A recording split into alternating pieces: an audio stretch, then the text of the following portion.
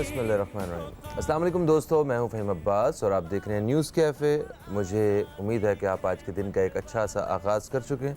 हम अपने प्रोग्राम का भी आगाज़ करते हैं। प्रोग्राम का आगाज़ कुछ बहुत अच्छी ख़बर से नहीं है, एक बड़ी अफ़सोसनाक ख़बर है। ज़लज़ला आया है कल पाकिस्तान के ज़ेरे इंतज़ाम कश्मीर में, आज़ाद कश्मीर में। आपने उस हवाले से ख़बरें सुनी होंगी।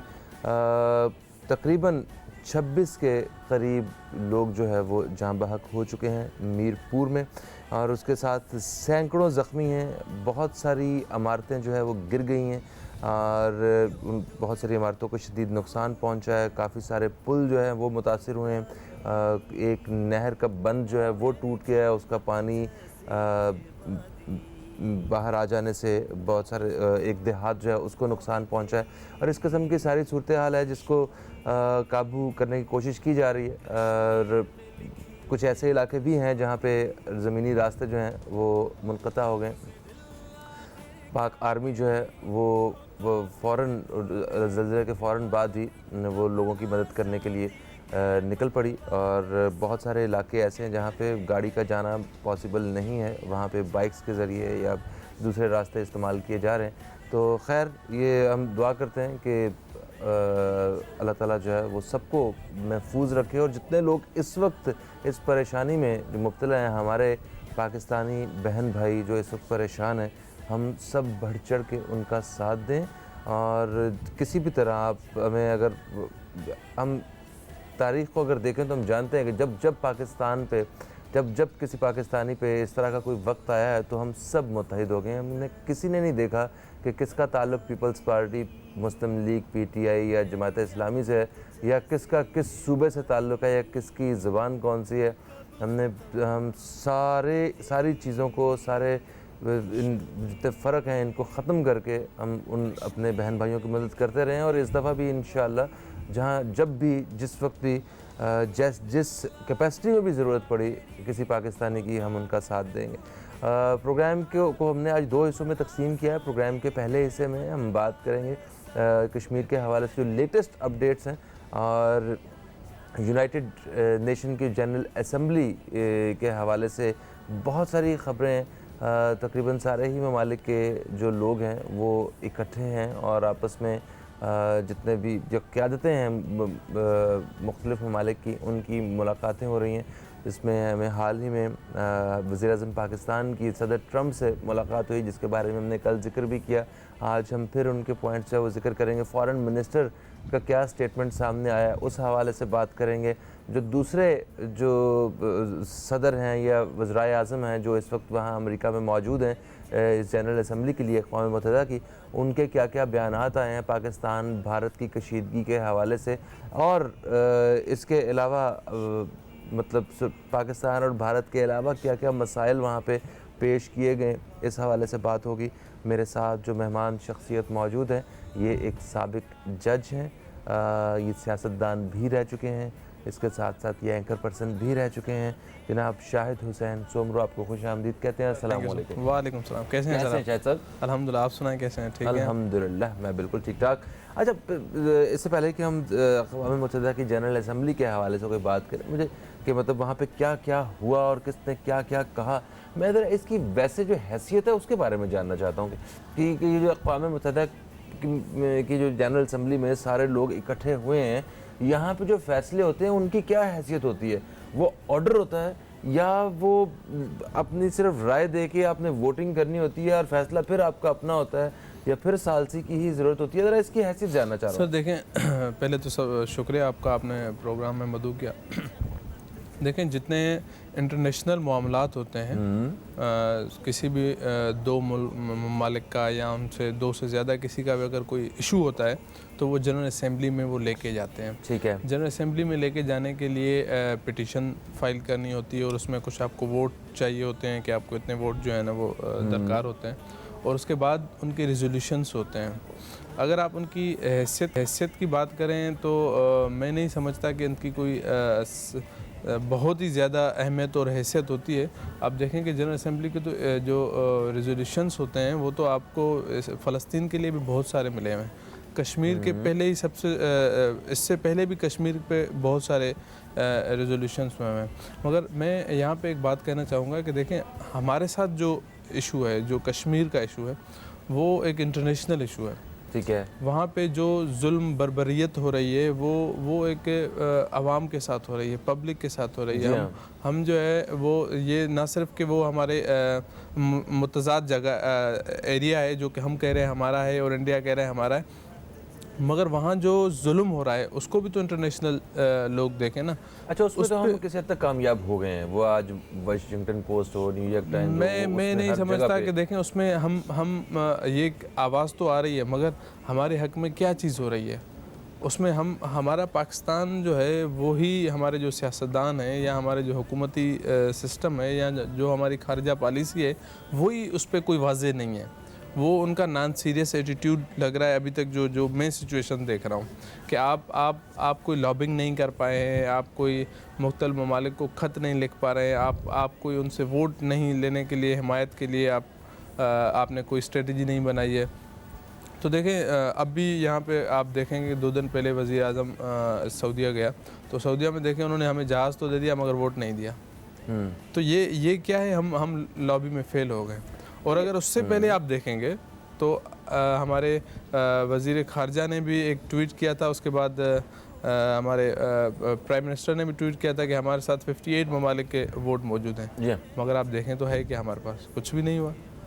आप सऊदी अरब जिनके साथ आपके इतने हैं, आप वो आते हैं, आप गाड़ी ड्राइव करते हैं उनकी, फिर वो आप वहाँ जाते हैं तो वो आपको कहते हैं नहीं आप इसे आम जहाज़ में नहीं जाएंगे, हम आपको जहाज़ देंगे, मगर वोट नहीं। हवाले से कशीदगी होती है तो तब भी पाकिस्तान उसके बाद जाके मुलाकात भी करते हैं, मुलाकात होती है। बिल्कुल, वो आपकी बात ठीक है, मगर इस वक्त जिस मकसद के साथ यह कश्मीर के हवाले से बातचीत हो रही है और जितनी एफर्ट्स हो रही हैं, वज़ीर आज़म पाकिस्तान और जो हमारी अस्करी क़यादतें हैं वो एक पेज पे हैं इस हवाले से, और वो मकसद सिर्फ़ और सिर्फ क्या यही नहीं था कि इस कश्मीर के मसले को एक बैनुल-अक़वामी मसला बनाया जाए, है ना? क्योंकि इंडिया का जो नैरेटिव है इस हवाले से, वो अभी भी जब सदर ट्रंप ने सालसी की ऑफ़र की है, तो अभी जब उनकी कल मुलाकात हुई भी है तो उसने यही कहा ना कि देखिए ये हमारा अंदरूनी मामला है, हम इसे हल कर लेंगे, ठीक है, मतलब ये हमारा अंदरूनी मामला है।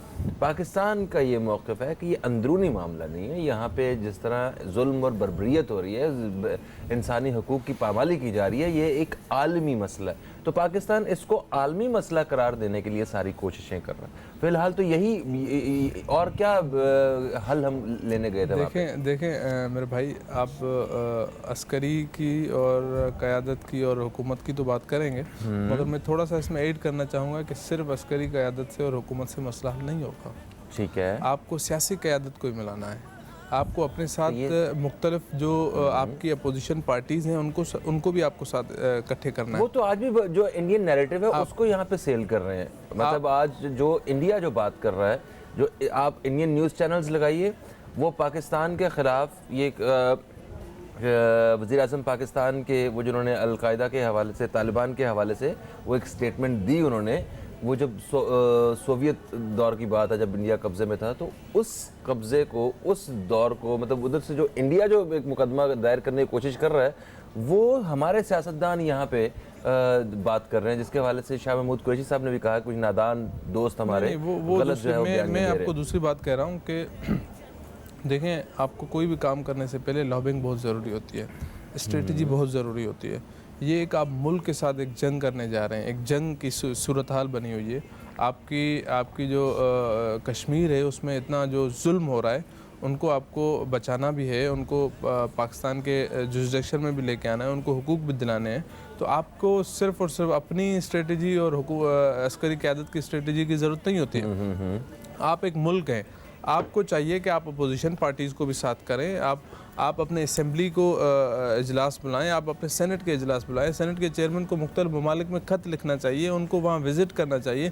आप अपने सब पार्टीज़ के साथ एक ग्रुप बना के आप मुख्तलिफ ममालिक में भी जाएँ। कोई हो सकता है कोई जो हमारे जो इक़्तिदार में जब लोग हैं वो सुन रहे हों आपकी वो बात, मुझे वो लोग भी ज़रा तजवीज़ कीजिए, कौन कौन लोग हैं, ज़रा वो ऐसे लोग हैं जिसमें शामिल न कीजिएगा जो ये पहले कह रहे होंगे, जो आपने कश्मीर पे सौदेबाजी हो चुकी है, कश्मीर का सौदा हो चुका है, इस तरह की बातें करने वाले बहुत अच्छे लोग हमारे ज़रूर नहीं है कि हुकूमत में हों तो अपोजिशन में नहीं है। आप एतजाज़ अहसन को अगर देखें तो वो बहुत ही अच्छा उनका रोल रहा है। ठीक है। मुशाहिद हुसैन सैयद को देखें तो उनका कश्मीर के पॉइंट ऑफ व्यू से, दो कि वो नून में है, एतजाज़ अहसन पीपल्स पार्टी में है, तो इनकी क़यादतें कुछ भी कहें तो वो कोई इशू नहीं होता, ये शामिल हो जाते होते हैं। यही तो मैं अर्ज़ कर रहा हूँ कि लॉबिंग करनी चाहिए आपको उन पार्टीज़ के साथ। ये नहीं कि इनको गिरफ्तार करें। आपका मुल्क ऐसे नहीं चल सकता कि आप जब हुकूमत में आती है, हुकूमती लोग होते हैं, उनको कोई नहीं पकड़ती और सबको पकड़ लेती है, तो ये क्या हुकूमत के कहने पे लगती है। और हुकूमत उनको इजाज़त भी देती है और उनको प्रेशर भी करती है कि भाई आप अपोजिशन को पकड़ें, ये इस तरह करें, इस तरह करें। और भाई आप मौजूदा सूरत हाल, ये जंग वाली सूरत हाल है, इसमें आपको अपोजिशन को इकट्ठे करना है। आपके सियासी क़यादतें जो है ना, उनको आप एक पेज पे लेके आए, वो कहें भाई जो भी अंदरूनी मामलात हैं वो होते रहेंगे, मगर कश्मीर का इशू है, हम आपस में लड़ रहे हैं और वहाँ हमारे कश्मीर हाथ से जाया जा रहा है। 70 साल के बाद गिरफ्तारियों के आप हक में नहीं है? मैं हक में नहीं हूँ। मैं कह रहा हूँ अगर नेब अगर करता है या कोई भी गिरफ्तारियाँ होती हैं तो सबकी होनी चाहिए। अकेली आप नहीं चाहते कि अगर कल को पाकिस्तान तहरीक-ए-इंसाफ के लोगों के ऊपर करप्शन निकलती है, जब ये इक़्तिदार से हटेंगे तो वो गिरफ्तार किए जाए फ़ौरन? नहीं, आज क्यों नहीं किए जाए? नहीं तो आज तो जिन्होंने कल तक की हुई है वो आज उनको कर तो रहे हैं गिरफ्तार। नहीं देखे ना, ये जो सियासतदान है, खुर्शीद शाह कोई कल से सियासतदान है। आप ये जो दीगर जो पुराने हैं, आसिफ जरदारी कोई कल से सियासत कर रहा है, फरियाल कल से सियासत कर रही है। भाई मैं कह रहा हूँ सबको गिरफ्तार कर दो। हमारा आवाम का 1 रुपया भी किसी को खाना नहीं चाहिए। बिल्कुल सही। आप सबको गिरफ्तार करो, मगर क्यों कर रहे हो कि जब आप अपोजिशन में हैं उनको गिरफ्तार करो और जब आप हुकूमत में बैठे हो, हुकूमत वाले सारे दूध के धुले हुए। मैं ये नहीं कह रहा हूँ कि तहरीक इंसाफ कल पीपल्स पार्टी हुकूमत में चली जाए, कल नून लीग चली जाए। सुना नहीं इन्हीं कुछ अर्सा पहले आर्मी की तरफ से जो करप्शन में जो लोग थे उन लोगों के लिए सख्त एक्शंस लिए गए? अच्छी बात है ना, लिए गए ना। तो आप कैसे कह सकते हैं कि मतलब ये गवर्नमेंट की बात कर रहा हूँ सर, आर्मी की तो आप जुडिशरी में देखें, वहाँ चीफ जस्टिस जो है बहुत सारे करप्ट जो माजरत के साथ कुछ अनासर जजेस उसमें होते हैं उनको उन्होंने निकाला था। पिछले कोई 3 साल पहले उन्होंने एक खेप जजेस की निकाली थी। तो ये तो एक इंस्टीट्यूट की बात हो गई ना सर। आपका मतलब है तहरीक-ए-इंसाफ की जानिब से किसी भी करप्ट आदमी को अभी तक नहीं पकड़ा गया? अभी तक नहीं किया गया। अभी तक सवाए अलीम खान के जो वो भी जो है ना, वो आप देखें कि किस तरीके से वो उनको क्लीन चिट मिल गई। इसके अलावा आप देखें किस गवर्नमेंट के बंदे को एक आप देखेंगे कि वो पकड़ा गया है या क्या। ये पुराने सियासतदान नहीं है, ये जितने भी आज इमरान खान के साथ हैं, क्या ये पीपल्स पार्टी के गवर्नमेंट में मिनिस्टर्स नहीं थे? क्या ये दीगर उसमें हुकूमतों में नहीं थे, नून लीग में नहीं थे? यही वही खेप है। इमरान खान नए कौन से लोग लेके आए? सही है, वो ठीक, वही सारे लोग हैं। तो अब जब वहाँ पे थे वो ठीक है, तो सब नहीं है, सबके लिए हम नहीं कहेंगे, मगर जो है उन पे क्यों नहीं हो रही है। आप हुकूमत में बैठा हुआ है तो समझो कि दूध का धुला हो गया और आप अपोजिशन में, तो ये तो ज्यादती हो रही है। बहरहाल हम अगर कश्मीर के पॉइंट ऑफ व्यू से कह रहे हैं तो मैंने ये पॉइंट इसलिए निकाली कि आप अंदरूनी जो मामलात हैं ना, वो आप इस पेज पे ख़त्म करें। ठीक है, बिल्कुल सही। हम एक वक्फे की तरफ बढ़ रहे हैं, वक्फे से वापस आते हैं तो इस हवाले से मज़ीद बात करेंगे। हमारे साथ एक और मेहमान भी मौजूद होंगे, हमें ज्वाइन कर चुके होंगे। कहीं मत जाइए, अब तक देखते रहिए न्यूज़ कैफ़े, देखते रहिए।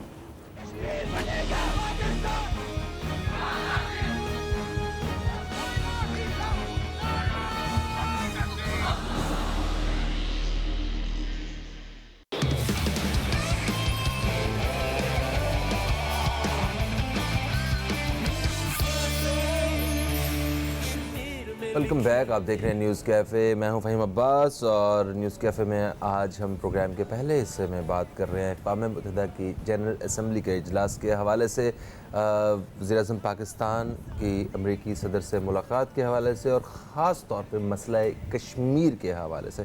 मेरे साथ स्टूडियो में शाहिद हुसैन सोमरो मौजूद हैं, जिनसे हम वक्फे से पहले बात भी कर रहे थे। अभी इनसे बातचीत का सिलसिला जारी रहेगा। और अभी हमें ज्वाइन किया है हमारे एक और मेहमान जो अक्सर बेशतर हमारे साथ न्यूज़ कैफ़े में मौजूद होते हैं, तजिया कार हैं जनाब खालिद खान साहब। आपको खुश आमदीद कहते हैं। अस्सलाम वालेकुम। कैसे हैं खालिद भाई? खालिद, ये बताइए कि जो इस वक्त हमारी ये जो ख़ारजा पॉलिसी है या ये जितने भी मामलात हो रहे हैं फॉरेन अफेयर्स के हवाले से, ये बिल्कुल सही हैं? आप इनसे सेटिस्फाइड हैं? जो केस को जिस तरह लेके ये निकले हैं और जो पाकिस्तान की जो नुमाइंदगी हो रही है कश्मीर के हवाले से, वो सही हो रही है?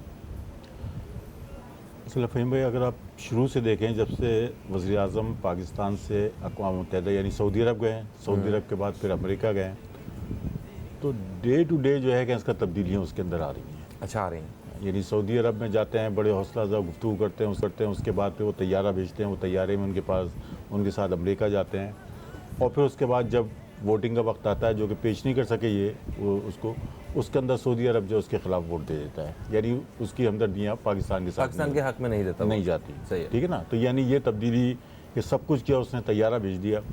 उसके बाद फिर आप ये देखें जो मुलाकात है, जो यानी आज मैं आपको बता रहा हूँ कि आज जो वज़ीर आज़म ने न्यूज़ कॉन्फ्रेंस की है ग़ालिबन कुरैशी साहब के साथ, उसके अंदर तो बिल्कुल मायूसी की प्रेस कॉन्फ्रेंस है वो। यानी ये अल्फाज के मोदी जो है कि इसका मोदी जैसे लोग जो हैं बकवास कर रहे हैं, यानी ये अल्फाज वज़ीर आज़म के इस चीज़ को ज़ाहिर करते हैं कि वो मायूस हो चुके हैं। और कहा उन्होंने अपनी प्रेस कॉन्फ्रेंस में इस बात के अदा किए हैं कि दुनिया को जिस तरह रिस्पॉन्स देना चाहिए था वो रिस्पॉन्स नहीं दिया। इसका मतलब ये है कि खारजा पॉलिसी पे मज़ीद कोई बहस की जाए, मज़ीद बात की जाए कि पाकिस्तान की खारजा पॉलिसी बहुत अच्छी है, 50 मुल्क हमारे साथ हैं और फ़लाँ हमारे साथ हैं और यह इंशाअल्लाह हमने बहुत पब्लिसिटी की है, यानी बिल्कुल ये बात वाज़ेह हो गई है कि दुनिया आपके साथ नहीं खड़ी है, आपकी खारजा पॉलिसी फेल हो गई है, आपके लोग नाहिल हैं, आपके जो वज़रा हैं वो जो बयानात दे रहे हैं, जो इस मुल्क के अंदर भी रह के दे रहे हैं। फिरदौस आशिक अमान का आप ज़लज़ले के सिलसिले में देख लें, यानी ये एक बयान ज़लज़ले के सिलसिले, लेकिन ये बता रहा है इस बात को कि मतलब उनके अंदर हुकूमत करने की सलाहियत भी मौजूद नहीं है। खारजा पॉलिसी तो बहुत दूर की बात है। और खारजा पॉलिसी के अंदर भी यानी आपके जो ट्रम्प ये कह रहा है कि कश्मीर का मसला इंशाल्लाह इमरान खान हल कराएंगे, इसका मतलब ये है कि ट्रम्प ने कोई पॉलिसी दे दी है, यानी उसने पॉलिसी कोई हिदायतें, वज़ीर आज़म पाकिस्तान को हिदायतें दे दी हैं कि ये करना है, ये करना है, और अब वो कह रहा है कि अब ये हल करवाएंगे।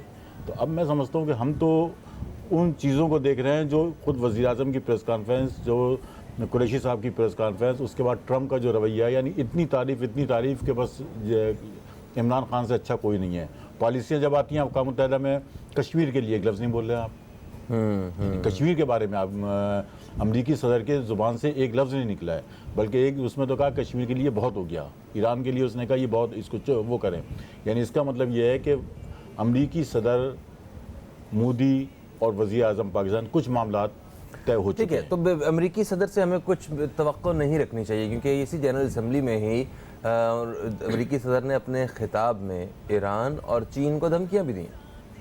मतलब मैं कह रहा हूँ, मैं तो शुरू पहले प्रोग्राम में मैंने आपसे कहा था कि कोई उम्मीद नहीं है। सालिसी के किससे किरदार की बात कर रहे हैं आप, जो उसके जलसे में खड़े होकर तकरीर कर रहा है, जो कह रहा है कि हम मोदी के साथ खड़े हुए हैं, मोदी की पॉलिसियों के हक में खड़े हुए हैं, इस्लाम और उसके लिए जो दहशतगर्दी के लिए जो इंडिया कर रहा है, भारत कर रहा है, उसके साथ खड़े हुए हैं। इस्लामी दहशतगर्दी के जो है वो हम खड़े हुए हैं। यानी कश्मीर के अंदर आज़ादी की जद्दोजहद करने वाले इस्लामी दहशतगर्द कह रहे हैं आप। और दुनिया के अंदर जहाँ भी दूसरे मज़ाहिब के लोग जद्दोजहद करते हैं वो आज़ादी की जंग कहलाती है, उसके लिए आप कूद पड़ते हैं। ये खुद इमरान ने आज सही कॉलर हमारे साथ हैं, शामिल करते हैं। अस्सलाम वालेकुम जी, कौन है हमारे साथ? अस्सलाम वालेकुम भाई, शेहाद सिद्दीकी अर्ज कर रहा हूँ। शेहाद सिद्दीकी। शेहाद साहब आपको खुशामदीद कहते हैं। अच्छा भाई, सबसे पहले तो एक जो शहीद कल हुए हैं ज़लज़ले में, उन सबकी ताज़ियत, और हमारे पूरी घराने की तरफ से हर तरह से तैयार है उनकी मदद के लिए इंशाल्लाह। माशाल्लाह। दूसरी बात, आप कह रहे हैं कि ट्रम्प ने, देखिए ट्रम्प ने कितना खूबसूरती से, पहले हमारे इमरान भाई ने ऑडियंस ज़ाया किया, वही जलसा था, वही सब कुछ था, लेकिन अपना ही घर का भेद खोलने में लग गए और वो पूरा ऑडियंस को मिसयूज कर बैठे। उसके बाद कुदरती तौर पे ट्रम्प के सामने बैठते हैं। ट्रम्प ने अब इनको एक नई जिसे कहते हैं ना वो बत्ती लगा दी, सिग्नल, कि भाई ईरान और हमारा आप कैसे करा सकते हैं। अरे पहले अफगानिस्तान के पीछे लगाया, मुझे ये उठ के नहीं बोल सकते कि भाई तुम तो ये कह रहे हो कि मुसलमान वो है अपना जो टेररिस्ट हैं, ये नहीं बोल पाए। दूसरा ये नहीं बोल पा रहे हैं कि भाई हमें छोड़ो, हमारा आज़ाद कश्मीर। आप कह रहे थे कर्फ्यू उठा लो, ठीक है ना, आज बयान आ रहा है जी कर्फ्यू उठेगा तो वहाँ का जाम शुरू हो जाएगा।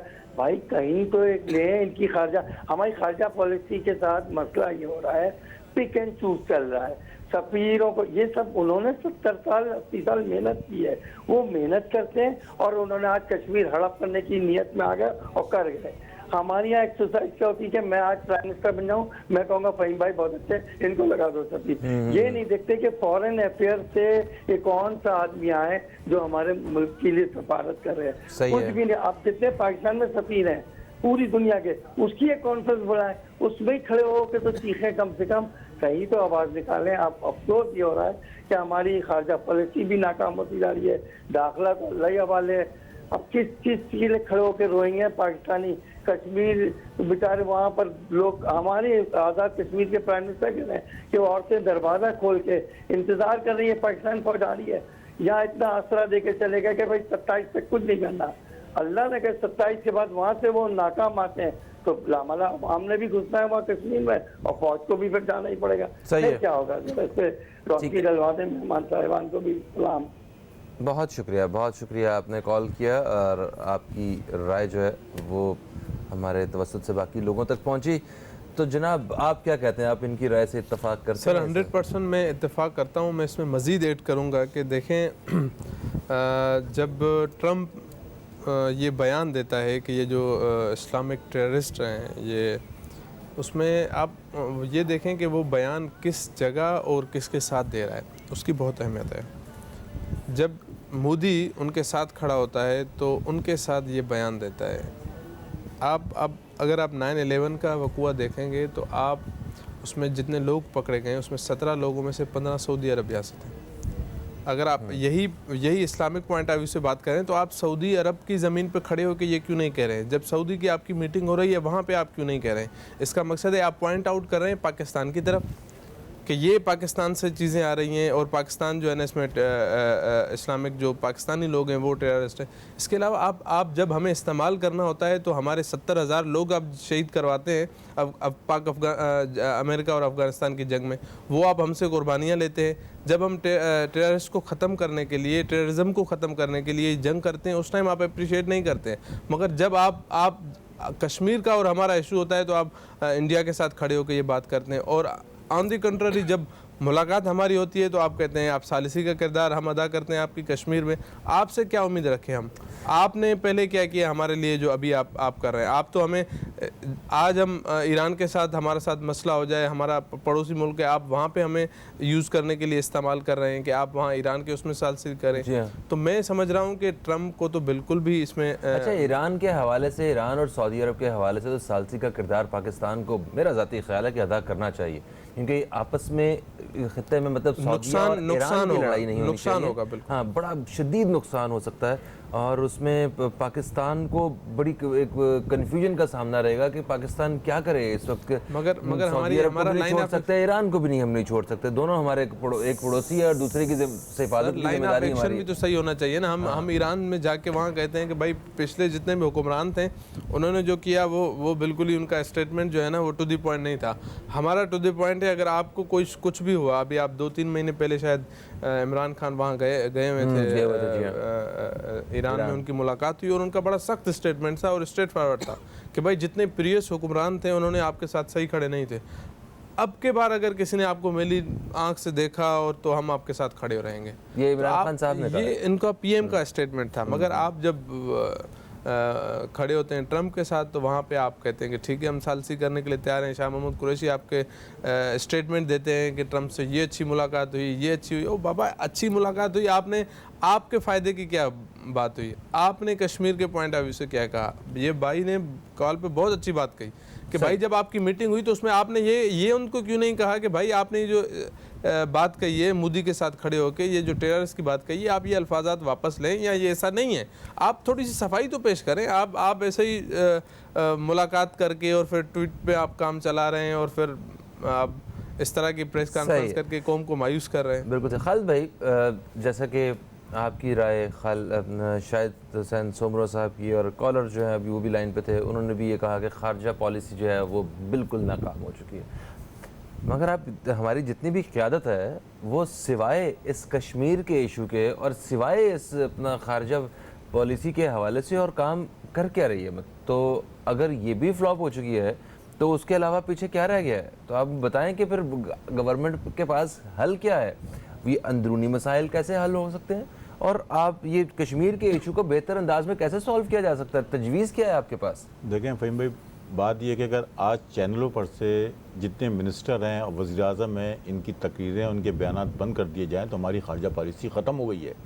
इनकी खारजा पॉलिसी चैनलों पर बयान से चल रही है दूसरी बात जो एक मतलब कॉलर ने बात की बिल्कुल सही की कि मतलब उसने भी बयान दिया है बाकायदा कश्मीर के लिए कि यहाँ पे अगर कर्फ्यू उठा तो फसाद पैदा हो जाएगा। क्या कहना चाह रहे हैं आप, मतलब क्या पैगाम देना चाह रहे हैं? मतलब मैं तो समझ नहीं पाया कि वो कहना क्या चाह रहा है इमरान खान कि अगर यहाँ से कर्फ्यू उठाया गया तो फसाद पैदा हो जाएगा। नहीं, कहाँ से कर्फ्यू उठाया?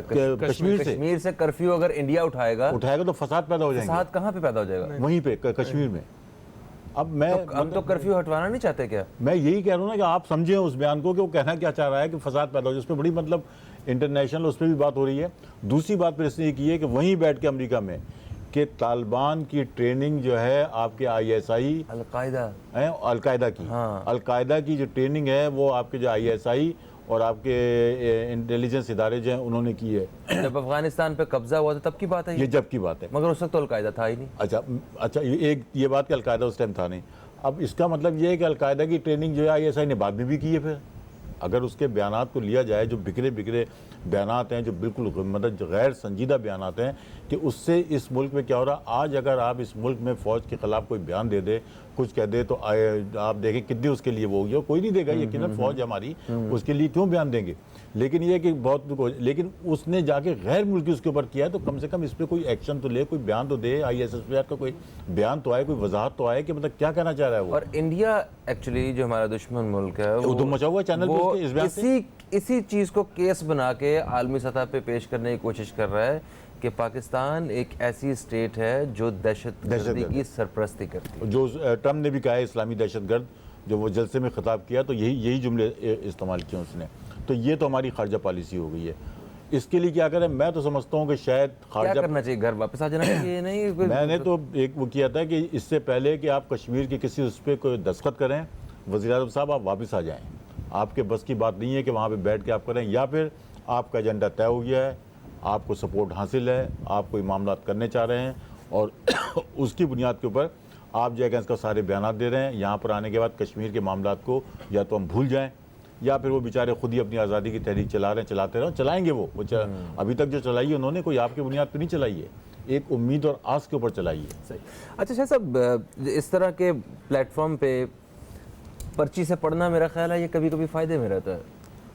नहीं, वो तो आप शायद प्रीवियस उसमें लेके जा रहे हैं कि कम से कम वो आप गलती से कुछ अल्फाज का चुनाव जो है ना वो सही रहता है। बहरहाल ये तो मेरे ख्याल में कॉन्फिडेंट लेवल 2 के इमरान खान में अच्छा है, मगर आई डोंट नो कि अगर इस तरह के उन्होंने अल्फाजात कहे हैं तो बहुत ही एक गलत है। और ये तो दुख देने और कश्मीर के जो जख्म है उन पे मजीद जो है ना नमक छिड़ने के बराबर गलत अल्फाज का चुनाव है। और बाकी शायद इंटेंशन ऐसा नहीं होगा, या शायद उसने जाहिर सी बात है, आप भी जानते हैं कि मतलब क्यों एक वजीर आज़म जो है वो क्यों कहेंगे कि जनाब हमने अलकायदा की ट्रेनिंग की। अच्छा, मैं इसमें थोड़ा सा वो हमारी अपनी लीगल लैंग्वेज में कहूँ कि कश्मीर का केस बहुत अच्छा है।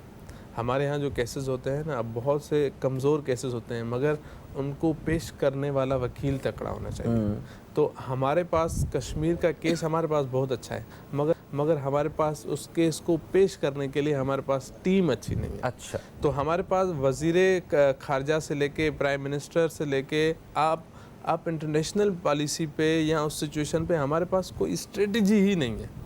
अगर आप टीवी शो पे बैठेंगे, किसी से बात कहेंगे कि भाई आप ये क्यों हो रहा है, तो वो कहेंगे सर ये तो वज़ीर खारजा की बात है, अगर ये सवाल करना है तो उनसे पूछें। तो ये तो इनमें आपस में इतनी तो कोऑर्डिनेशन होती नहीं है कि आप हुकूमत को रिप्रेजेंट करें किसी भी चैनल पे। आप अगर कोई बात कहे तो आप उसका जवाब तो दें। आप कहें नहीं ये तो आप वज़ीर खारजा से पूछें। वज़ीर खारजा ट्वीट कर लेते हैं कि हमारे साथ अक़वाम मुत्तहिदा में 54 लोगों का हमारे पास वोट होगा। अगले कुछ दिन के बाद जो है ना वो वज़ीर आज़म उसी ट्वीट को जो है ना वो फॉरवर्ड करता है कि हाँ हमारे साथ 54 मुल्क होगा। ओ भाई, आप सीरियस तो हो जाओ किसी पॉइंट पे। अगर कोई कान में आपके बोल दे कि 54 मुल्क, आप उस पे काम तो करें, आप उस पे होमवर्क तो करें भाई। कौन से 17 वोट चाहिए वहाँ पे, 16 वोट चाहिए, मगर हमारे पास है ही नहीं। और 15 तो मेरे ख्याल OIC के ही हैं अपना। सर कोई हमारे पास OIC के मेंबर्स जो हैं वो कहाँ है? हमें अभी सऊदीया ने वोट दिया नहीं दिया? किसने? हमारे कौन हमारे अगर कोई किसी से उम्मीद है तो वो ईरान है, तुर्की। हाँ, ईरान, तुर्की। तो हमारे यहाँ ये बड़ी सिचुएशन ख़राब है। और मैं नहीं समझता कि आप जो है ना ट्रम्प को इसमें यूज़ करें, क्योंकि अगर आप ट्रम्प को सालिसी के लिए कहेंगे तो वो बिल्कुल हमें वो मरवाने वाली बात है। समझो कि आप जो सौदेबाजी करने के बाद मोदी भी इस हक में नहीं है फिलहाल कि वो ट्रंप की बात माने और मसला जो है ना वो अभी तक यही कह रहा है कि हमारे अपना घर का मसला है, हम सॉल्व कर लेंगे। या आप इमेजिन करें कि एक घर में मियाँ बीवी की लड़ाई चल रही हो, मोहल्ले के एक असर रसूख वाले साहब, वो घर के दोनों मेंबर्स में से किसी एक ने वो उधर जा कर के देखें हमारे घर में लड़ाई है, मसला हल करवाएं। आप आते हैं, आपको दूसरा फरीक कहता है, घर के जो मेंबर है वो कहता है नहीं जी सॉरी, हमारा ये अपना घर का मसला है, मैं आपकी बड़ी इज्जत करता हूँ, घर का मसला हम कर लेंगे सॉल्व इससे, आप थैंक यू सो मच। आप क्या कर सकते हैं किसी के साथ? इसी का मैं बड़ा अच्छा जवाब देता हूँ आपको। आप चैनल्स पे आप देख रहे होंगे कि बहुत सारे जैसे इकरार हसन है या दीगर लोग हैं, अगर घर में कोई ज़्यादती होती है किसी के साथ तो वो पहुंच जाते हैं। भाई घर में अगर कोई लड़ाई हो कि भाई ये बर्तन मैं इधर से उधर रखूं या यहाँ मैं जाऊं या वहाँ ना जाऊं, ये गाड़ी इस्तेमाल करूं या ना करूं, वो तो आपका इंटरनल मामला है। भाई अगर आप किसी को जुल्म कर रहे हैं, किसी के साथ किसी को मार रहे हैं, किसी पे तशद्दुद कर रहे हैं, किसी को आपने हॉस्टाइल बना के रखा हुआ है, किसी को आप बेइंतहा आप उनको खाना नहीं देते हैं, तो आपका फिर ये फिर आपका इंटरनल इशू नहीं होता है। बर्बरियत का बाजार गर्म है, अब वो उनका अंदरूनी मसला नहीं है, उनको वो इंटरनेशनल मसला है। तो इसको तो इंटरनेशनल इशू साबित करने में हम लोग तो एक हद तक कामयाब रहे हैं। किस तरह कामयाब रहे हैं? हमारी पॉलिसी में क्या हमने किया है जो हम मतलब हमारे साथ कौन से ममालिक है? हमने खबरें आना शुरू हो गई, कश्मीर के बारे में बात कर रहे हैं सारे के, वाकई ये देखें वहां पे जो जुल्म हो रहा है, कर्फ्यू लगा हुआ है और वो मवासलाती रास्ते बंद हैं, ये पाकिस्तान ने सारा कुछ हाईलाइट किया है वहाँ पे। सर ये लोग खुद कर रहे हैं, हमारे पाकिस्तान की इसमें नहीं है। हमारी पाकिस्तान फेल हो चुके हैं, हमारे वजीरे खारजा जो है ना वो फेल हो चुके हैं। आपको सिर्फ स्टेटमेंट देने से कुछ थोड़ी ना होगा कि आपका एक स्टेटमेंट आ गया कि ये हो रहा है।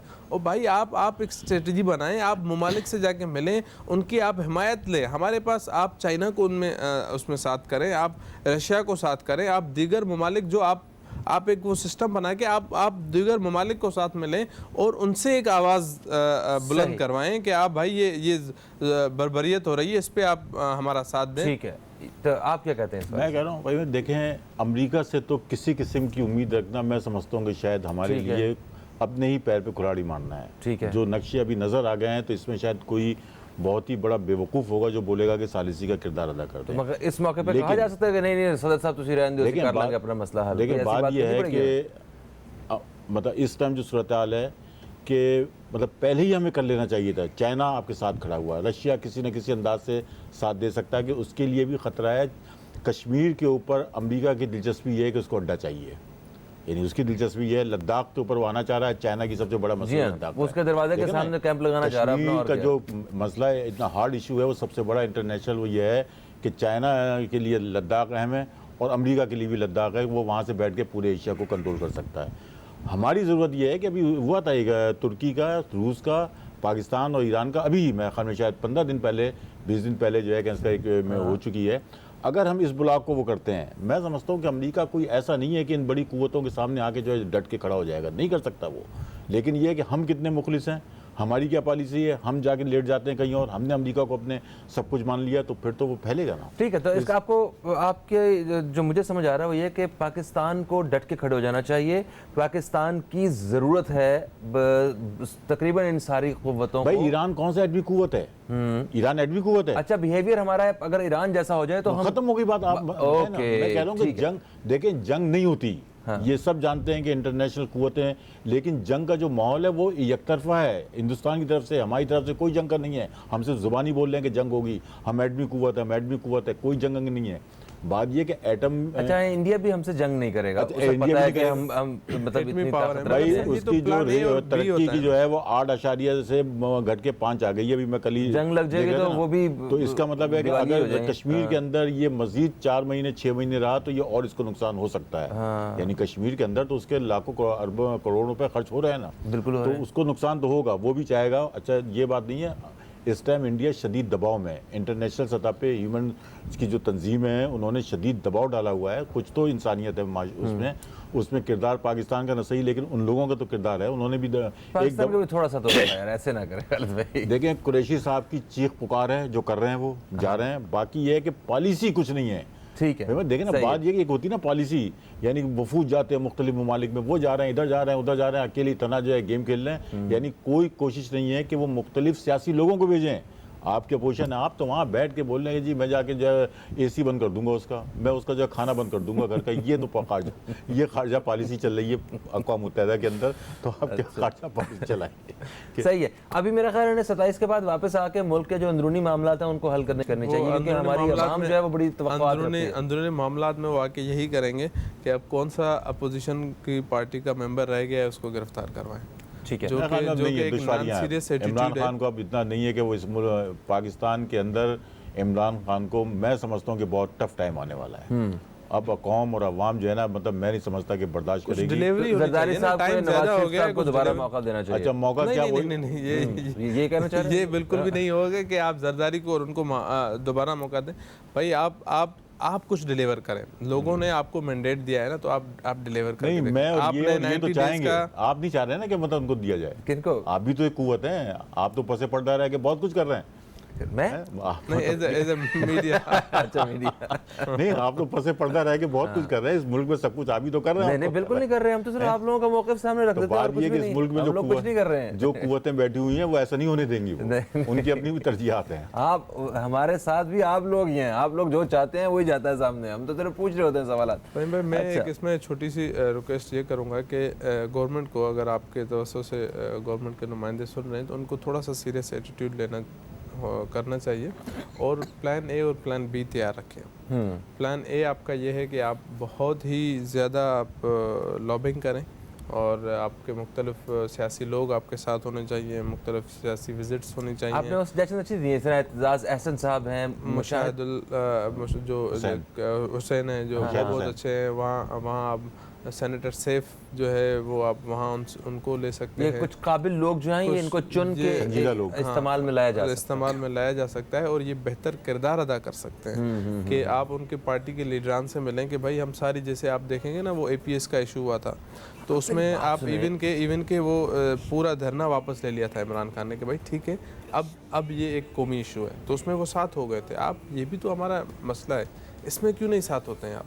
नहीं, तो वो जो सियासी क़यादतें हैं, वो जिन सियासी पार्टी से ये वाबस्ता हैं लोग, उनकी सियासी क़यादतों को कोई एतराज़ नहीं होगा कि हमारे? मैं नहीं समझता हूँ कि होंगे, बल्कि वो खुश होंगे इस चीज़ से। कश्मीर के अंदर जब ये जलसा करने जा रहे थे अभी इमरान खान साहब, तो उन्होंने कहा था कि भाई अपोजिशन को भी आप ले लें, आप उनसे तकरीर नहीं कराएं, उनको बैठा दें वहाँ पे। लेकिन वो मतलब हुकूमत ने उनको बुलाया, तकरीर तो दूर की बात, बैठाना मतलब वही नहीं की उन्होंने। इंटरेस्ट नहीं है इन पे कि कोई रंग चिपंगना पादन, मतलब ऐसे रिश्तेदार नहीं बुलाने जो लड़ाई करते हैं शादी में, होता है ना ऐसा मसला। नहीं, मैं नहीं समझता कि वो थोड़े से मैच्योर सियासतदान हैं, जितने जो पुराने हैं ना, दो के उन पे करप्शन के चार्जेस हैं, ये सब चीज़ है, मगर एक मैच्योरिटी उनमें है कि अगर इंटरनेशनल कोई इशू हो जाता है तो उसमें साथ खड़े होते हैं। तो मैं नहीं समझता कि इस सिचुएशन में कोई पीपल्स पार्टी या नून लीग या दीगर जो जमातें हैं वो इनसे दूर भागेंगी और कहेंगे नहीं हम साथ नहीं ले रहे। भाई अगर आप ये भी करके देख लो, आप आवाम में आपकी तो अच्छा ही हो जाएगी कि आपने कोशिश की।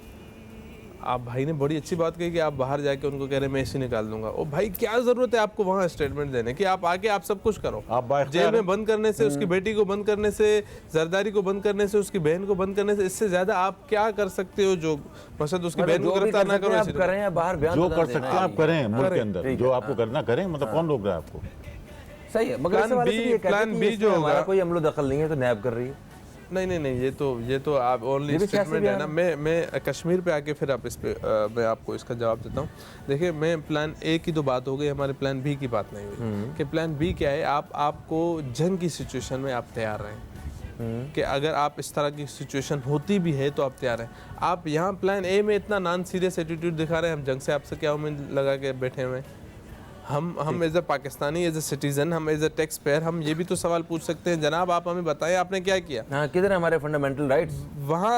उसके अलावा हमें आप सिक्योरिटी और सेफ्टी क्या दे रहे हैं वो भी तो आप बताएं। कल जंग की सिचुएशन में हमारे साथ क्या करेंगे वो भी तो बताएं। नथिंग, सिर्फ स्टेटमेंट, ट्विटर, इनका यही काम रह गया है। बिल्कुल सही। Thank you so much Shahid Hussain Soomro साहब, खालिद खान साहब, दोनों मेहमानों का शुक्रिया। एक अच्छी गपशप रही, गुफ्तगू रही, और आपका शुक्रिया, आपने मधु किया हमें और आप हमने हमारा स्टेटमेंट लिया आपने। नवाजिश जनाब। एक वक्फे की तरफ हम लोग बढ़ रहे हैं, वक्फे से वापस आएंगे तो एक और मौजूद पर बात करेंगे। कहीं मत जाइए, अब तक देखते रहिए न्यूज़ कैफे, देखते रहिए।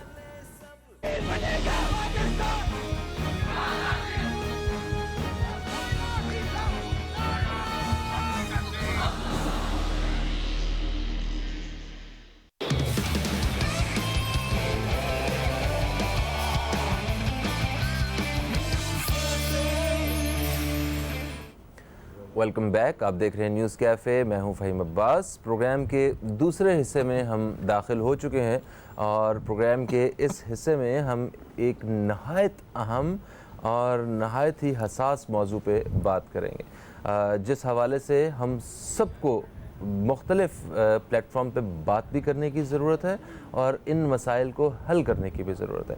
मैं बात कर रहा हूँ, आज हम प्रोग्राम के दूसरे हिस्से में हम बात कर रहे हैं घरेलू लड़ाई झगड़ों के हवाले से, घरेलू नाचाकियों के हवाले से कि दीन इस्लाम में किस तरह से रहनुमाई हमें मिलती है कि अगर घर का माहौल अच्छा नहीं है तो इसको कैसे अच्छा बनाया जा सकता है, और हमने अपनी नस्लों की किस अंदाज में तरबियत करनी है कि आगे जो एक मुसलमान घराना है उसमें एक ऐसी मुस्लिम फैमिली कि उसमें हमें दीन इस्लाम ने क्या रहनुमाई की है, किस तरह हम लड़ाई झगड़े से बच सकते हैं, किस तरह औरत जो है वो अपने हुकूक अदा करके, अपने फ़राइज़ अदा करके अब एक घर को जन्नत बना सकती है। मर्द का क्या रवैया होना चाहिए, मर्द की क्या तरबियत होनी चाहिए, आज हम इस हवाले से बात करेंगे।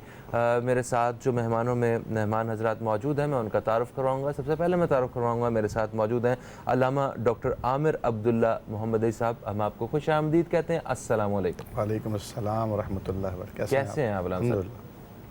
माशाल्लाह। मेरे साथ जो दूसरे मेहमान मौजूद हैं ये भी इस्लामिक स्कॉलर हैं, हकीम मौलाना ज़ुबैर अब्बासी साहब। हम आपको भी खुश आमदीद कहते हैं। अस्सलाम वालेकुम। वालेकुम अस्सलाम। आप कैसे हैं हकीम साहब? अल्हम्दुलिल्लाह, आपकी दुआ, अल्लाह का शुक्र। माशाल्लाह। अच्छा, घरेलू लड़ाई झगड़े वो पहले की निस्बत हमें आज के दौर में ज़्यादा नज़र आते हैं, और इसकी सबसे बड़ी जो चीज़ हमें नज़र आती है वो है कि जो तलाक़ की जो शरह है इसमें बेतहाशा इजाफ़ा हो चुका है।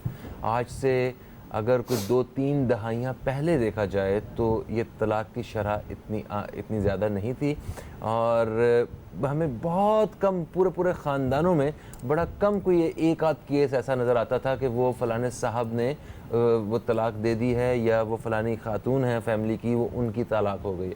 ठीक है, ये एक बिल्कुल जायज़ अमल है जो कि अल्लाह ताला को नापसंद है, मगर तलाक़ की शरह इतनी ज़्यादा नहीं थी। आज हमारी फैमिली कोर्ट्स, अदालतें जो हैं उनमें केसेस की भरमार है, और फिर जो अदालतों तक केसेस नहीं पहुंचते उसके अलावा हम देखते हैं कि तलाक़ की एक बहुत बड़ी शरह जो है वो सामने आ रही है, जिसकी बुनियादी वजह क्या होती है? वो घरेलू लड़ाई झगड़े के दो इंसान आपस में मिल के नहीं रह सकते और वो अलहदगी इख्तियार कर लेते हैं। तो इसकी दीन इस्लाम में आप उस हवाले से रोशनी डालें कि इसे किस तरह देखते हैं, और ये क्यों इसकी ये नौबत आती है तलाक़ की, और इतनी शरह क्यों बढ़ रही है, कहाँ पे एक्चुअली वो थोड़ी सी एक कमी है, क्योंकि दीन इस्लाम में तो हर चीज़ का हल है ना, मुकम्मल ज़ाब्ता है हयात है। तो इस हवाले से थोड़ी सी रहनुमाई फरमाइएगा।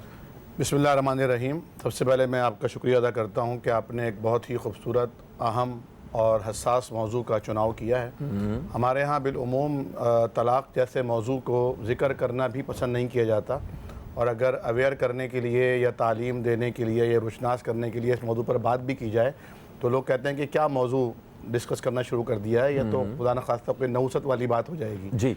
तो मैं समझता हूँ कि तलाक़ की शरह में जो इजाफ़ा हो रहा है और जो ज़ौजैन के माबैन हुकूक और फ़राइज़ के माबैन अदम तवाज़ुन की जो सूरत हाल है, उसकी सबसे जो बुनियादी वजूहात में से सबसे बड़ी वजह है वो ये है कि अवेयरनेस ही नहीं है, शऊर नहीं है, ठीक है, तालीम की बहुत कमी है। ठीक है। एक दूसरे को समझने के लिए जो टाइम पीरियड चाहिए होता है वो देने को कोई दूसरे को तैयार ही नहीं होता है। फिर दूसरी जो सबसे अहम तरीन इसकी वजह है वो ये है कि आप देखिए कि अगर सर्वे किया जाए जो मुख्तलिफ़ मुसालहती कमेटीज़ हैं और मुख्तलिफ़ जो फैमिली लॉयर्स हैं जो इस केसेस को देखते हैं, उनका जब सर्वे सामने आया तो पता चला कि 90% जो तलाक़ें वाक़ होती हैं वो शादी के इब्तदाई 3 सालों के दौरान होती हैं। ओके, ठीक है। बाकी 10% वो बाद में किसी भी रीज़न, किसी भी वजूहात की बिना पर सामने आती हैं। तो 3 साल बहुत मुश्किल लेकिन होते ये हैं। 3 साल जो शुरू के हैं ये बहुत मुश्किल हैं। ठीक है। इन 3 सालों में जिस तरह हमारे यहाँ एक मर्द के लिए ज़रूरी है कि अपने पैरों पर खड़ा हो और अपनी फैमिली को लुक आफ्टर करने की सलाहियत अपने अंदर बेदार करे, वो बाकायदा उसकी मुलाजमत होनी चाहिए। बैन इसी तरह लड़कियों के लिए ये बात कही जाती है कि लड़कियों को इतना पढ़ाने से क्या होगा, लड़की ने तो आखिर चूल्हा हंडी करना हांडी है, रोटी करनी है, सही उसको है। तो ये चीज़ें सिखाई जाएँ, सीना परोना सिखाया जाए वगैरह वगैरह। लेकिन किस तरह ज़िंदगी गुजारी जाए, किस तरह अपने घर को जन्नत बनाया जाए, किस तरह अपने लाइफ पार्टनर को वाकई लाइफ पार्टनर बनाया जाए, इसकी तरबियत नहीं दी जाती। आपने बहुत ही अहम नुक्ता जो है वो उठाया, हम इस पे बात करते हैं। एक कॉलर मेरे साथ होल्ड पे हैं, ज़रा इन्हें शामिल करें, देखते हैं कौन है, क्या कहते हैं। अस्सलाम वालेकुम जी, कौन है हमारे साथ? वालेकुम अस्सलाम जी, मैं खुरम बात कर रहा हूँ हैदराबाद से ना। खुरम साहब, आपको हम खुशामदीद कहते हैं, क्या कहेंगे? जी, तो सबसे पहले तो आपको ये अप्रिशिएट करना चाहूँगा कि आपने इतना सेंसिटिव और इतना एक अहम नुक्ते के ऊपर बातचीत शुरू की कि जिससे लोगों को आगाही भी पैदा हो। दूसरा ये कि मेरा उलमा कराम से कुछ सवाल ये था कि इस्लाम मजहब के अंदर पसंद की शादी जो है वो किस सूरत में जायज़? आजकल जिस तरह लोग पसंद कर रहे हैं, गैर महरमात से मिल रहे हैं, बाइकों पे जा रहे हैं, मतलब जो भी मामला चल रहे हैं आपको सबके सब दुनिया के सामने है, तो आए कि वो पसंद की इस तरह पसंद करना सही है या किस तरह सही है? एक तो दूसरी बात ये कि तलाक का जो रेशो हमारे माशरे में अब इस हद तक बढ़ चुका है कि शायद ही कोई मोहल्ला हो कि जहाँ कोई तलाक याफ्ता खातून ना हो। ठीक है, तो आए कि इस तलाक के ऊपर हम किस तरह अपने माशरे को इस ठीक है, कैसे काबू पा सकते हैं, आप ये जानना चाह रहे हैं? जी जी जी जी जी। आप प्रोग्राम देखिए खुरम साहब, हम प्रोग्राम के मतलब अगले हिस्से में इसी हवाले से इन्हीं पहलुओं पे बात करने वाले हैं। थैंक यू सो मच, आपने कॉल किया। आप दोस्त भी कॉल कर सकते हैं। एक तो आपके जहन में जो घरेलू मामलात के हवाले से जो सवालात हैं वो, और उसके साथ साथ आप अपनी फैमिली में अगर कुछ देखते हैं, कोई इशू है, तो वो उलमाए कराम से मशवरा कर सकते हैं कि उसको दीन इस्लाम की रोशनी में कैसे हल किया जाए।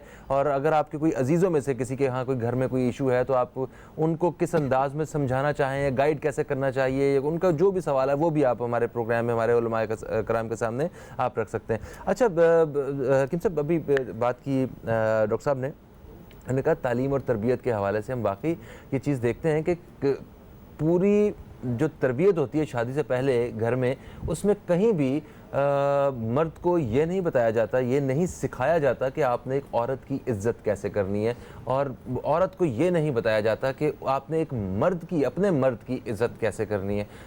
कोई इस हवाले से ट्रेनिंग नहीं है। अगर दीनी एतबार से भी देखा जाए तो हमें इन पहलुओं पे ना तो स्कूल, कॉलेजेस, यूनिवर्सिटी में पढ़ाया जाता है कि रसूल पाक सल्लल्लाहु अलैहि वसल्लम के उनकी जितनी अज़वाज मुतहरात थी, उनके साथ उनके क्या ताल्लुकात थे, और जो मतलब अहले बैत के जो मामलात थे उनके अपनी अपनी फैमिलीज़ में, सहाबा कराम के अपनी अपनी फैमिलीज़ में किस तरह के मामलात थे, किस तरह वो एक खुश अखलाक़ी से और एक बड़े खूबसूरती से अपनी ज़िंदगियाँ गुजार रहे थे, घरेलू ज़िंदगियाँ। तो इस तरबियत के हवाले से मैं चाहता हूँ कि आप थोड़ा सा बयान कीजिए। बिस्मिल्लाहिर्रहमानिर्रहीम।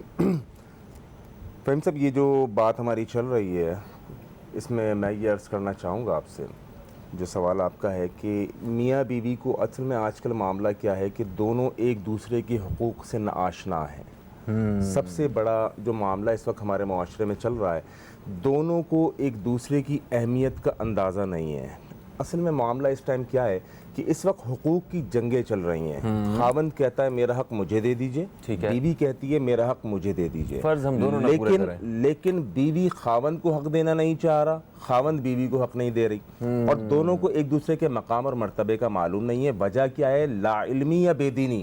ठीक है, अल्लाह रब्बुल आलमीन ने इस मर्द का मकाम क्या रखा है, अगर इस औरत को मालूम चल जाए तो यकीनन ये औरत अपने मर्द के हुकूक भी देगी, अपने खावंद की इज्जत भी करेगी। इसी तरह मर्द को अगर बीवी के हुकूक का मालूम हो तो यकीनन ये घर एक बेहतरीन घराने की मिसाल देगा। अल्लाह रब्बुल आलमीन ने मर्द के लिए फरमाया, अर्रिजालु क़व्वामून अलन निसा, मर्द औरत पर हाकिम है। मर्द का रुतबा अल्लाह रब्बुल आलमीन ने बड़ा रखा है। इसी तरीके से अल्लाह के नबी सल्लल्लाहु अलैहि वसल्लम ने मर्दों को वसीयत की कि मर्दों अला वस्तौसु बिन्निसाई खैरा, अपनी औरतों के साथ भलाई का मामला करो।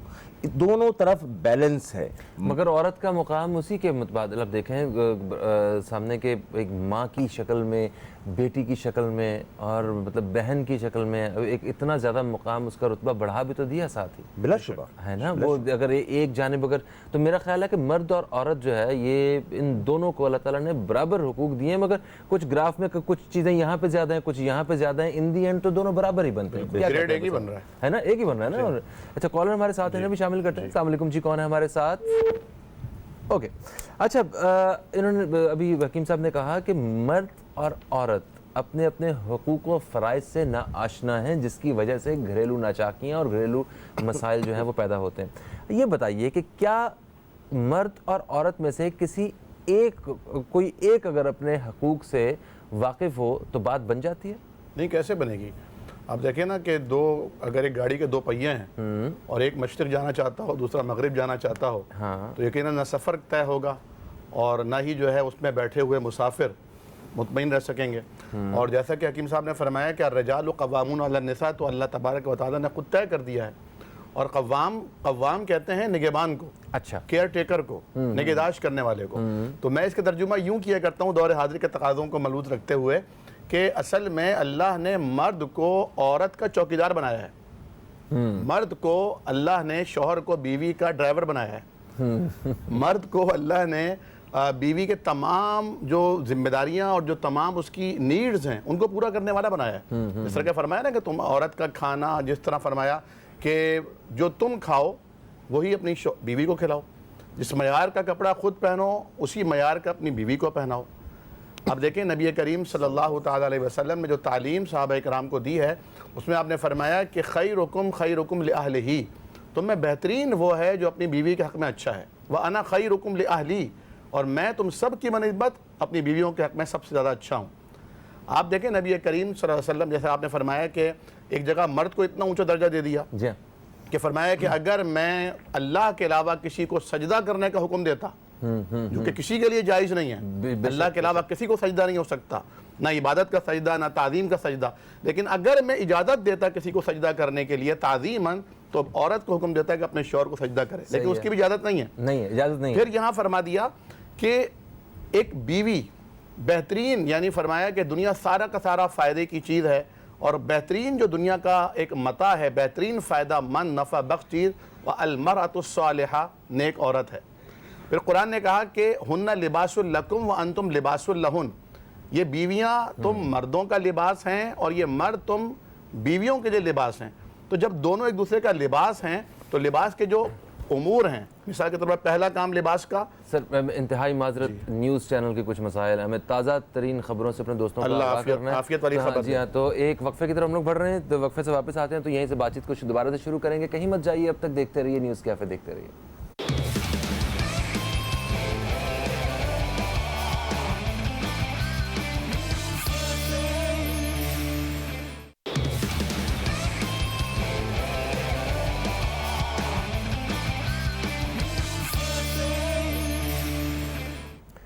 वेलकम बैक, आप देख रहे हैं न्यूज़ कैफ़े, मैं हूं फ़हीम अब्बास और आज हम घरेलू